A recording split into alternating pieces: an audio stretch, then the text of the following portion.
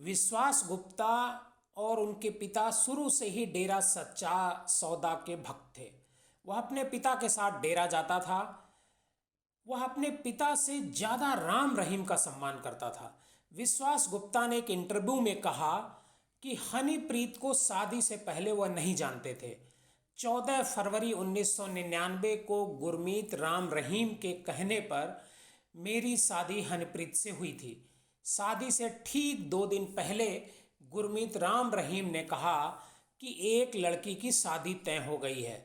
गुरमीत राम रहीम मुझे अपना दूसरा बेटा मानते थे। तो जैसे ही उसने शादी के लिए कहा, मैं और मेरा परिवार तुरंत तैयार हो गए। नमस्कार, आदाब। आप देख रहे हैं डीएनएम शो, और इस शो में हम आपको अपराध की दुनिया की सच्ची कहानियां सुनाते हैं। आज की कहानी बाबा राम रहीम की मुख्य सेविका प्रियंका तनेजा उर्फ हनीप्रीत की, जिसे अब खबर है कि रूहानी दीदी का नाम दिया गया है। हनीप्रीत से रूहानी दीदी बनने की एक कहानी आज हम आपको सुनाएंगे।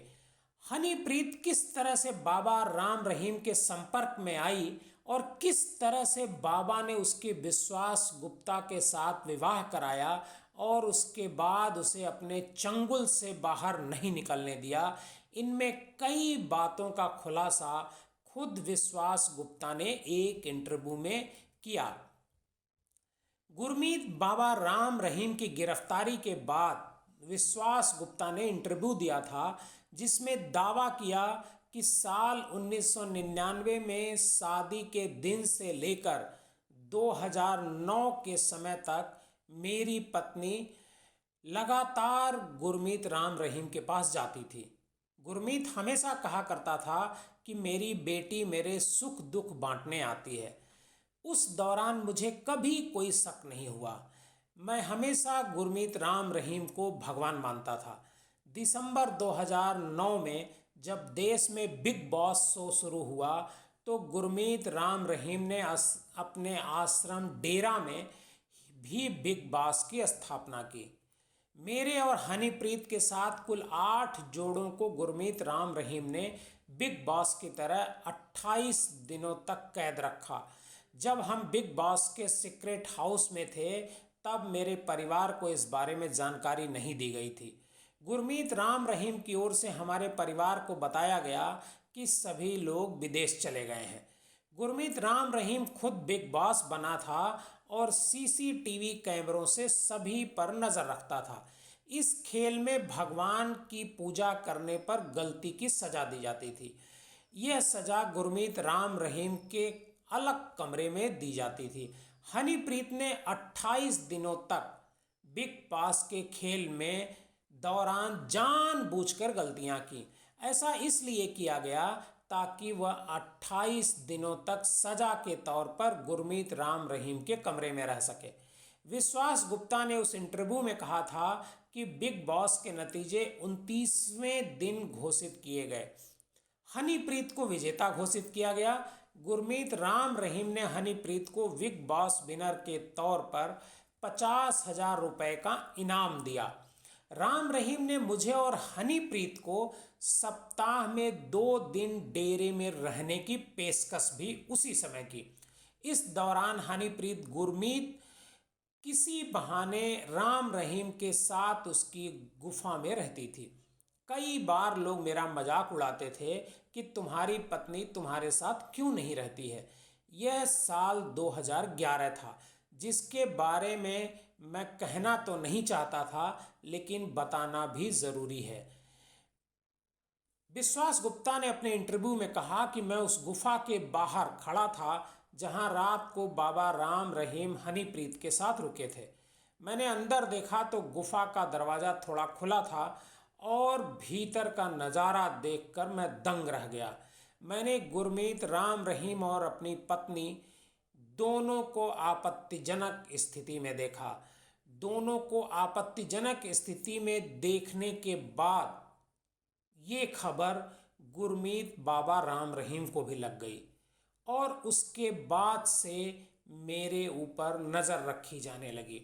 डेरा में रहने वाले मेरे 2 दोस्तों ने बताया कि बाबा ने तुम्हें मारने का आदेश दिया है।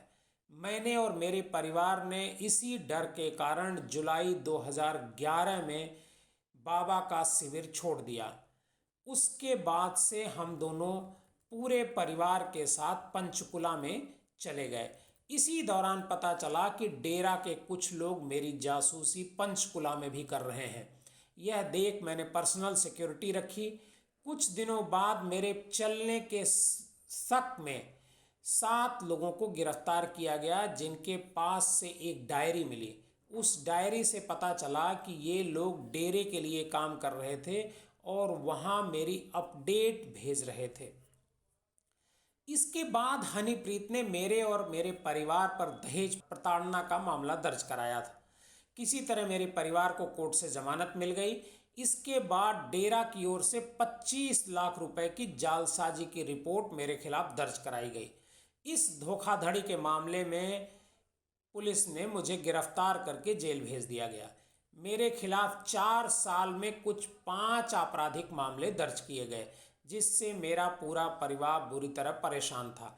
कई आपराधिक मामलों और लगातार मिल रही धमकियों से परेशान होकर बाद गुरमीत राम रहीम के कहने पर मुझे और मेरे पिता को सिरसा जाना पड़ा। हम कभी भी अपनी जान गंवा सकते थे, इसलिए जान बचाने के लिए मैंने और मेरे पिता ने वही किया जो गुरमीत राम रहीम ने आदेश दिया था। गुरमीत राम रहीम की ओर से कहा गया था कि अगर बाप बेटे दोनों ने सार्वजनिक रूप से भक्तों के सामने माफ़ी मांगी तो मामले वापस ले लिए जाएंगे। साल 2014 का वो दिन मैंने और मेरे पिता ने सार्वजनिक रूप से गुरमीत राम रहीम से माफ़ी मांगी। इसके बाद वर्ष 2014 में मुझ पर लगाए गए सभी आपराधिक मामले वापस ले लिए गए। हनीप्रीत सबसे पहले तब सुर्खियों में आई थी जब 25 अगस्त 2017 को डेरा प्रमुख राम रहीम को सजा सुनाई गई। हनीप्रीत को गुरमीत राम रहीम के साथ 15 सीटर अगस्ता वेस्टलैंड हेलीकॉप्टर में बैठे देखा गया था। गुरमीत राम रहीम को सजा सुनाए जाने के बाद हेलीकॉप्टर में हनीप्रीत अकेली शख्स थी जो डेरा प्रमुख के साथ बैठी थी। इसके बाद मीडिया में हनीप्रीत को लेकर तमाम खबरें आने लगीं। हनीप्रीत पर डेरा प्रमुख के समर्थकों को भड़काने का भी आरोप उस समय लगा था, जिसके बाद दंगे हुए थे।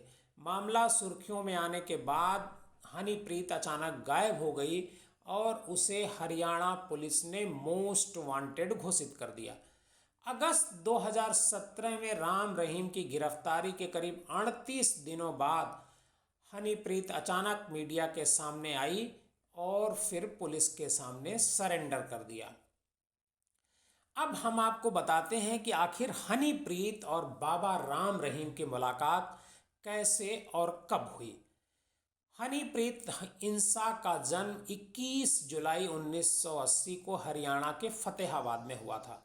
हनीप्रीत का नाम बचपन में प्रियंका तनेजा था। उसे ने फतेहाबाद के प्राइवेट स्कूल DAV में पढ़ाई की। उनके स्कूल टीचर का कहना है कि प्रियंका तनेजा बहुत शर्मीली थी और पढ़ाई में औसत दर्जे की थी।